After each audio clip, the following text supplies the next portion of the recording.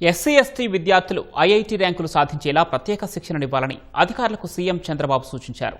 German భాషా నైపుణ్యాల ద్వారా అంతర్జాతీయ ఉపాధి అవకాశాలు కల్పించాలని లక్ష్యాన్ని నిర్దేశించారు.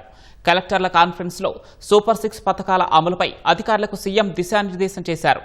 దీపం 2.0 సబ్సిడీని నిర్దేశిత గడువులోగా లబ్ధిదారులకు అందించాలని స్పష్టం చేశారు.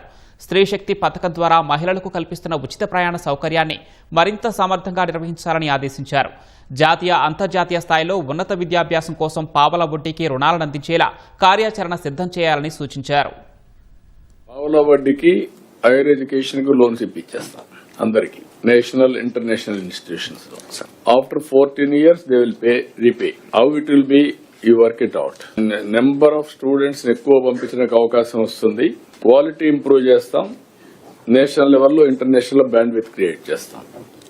ఉద్యోగం వచ్చిన ఈక్వల్ ఇన్స్టాల్మెంట్స్ ఆఫ్ 14 years. అది ఒకసారి స్టడీ చేయండి. Okay sir. ఎడ్యుకేషన్ డిపార్ట్మెంట్ ముందుకు వస్తే దాన్ని బేస్ చేసుకుని అప్పుడు మనకు బ్యాండ్ విత్ ఉంటుంది, రిసోర్సెస్ కన్స్ట్రైంట్ ఉంటుంది. నాలెడ్జ్ ఎకానమీ కోసం up to intermediate maximum spend చేద్దాం.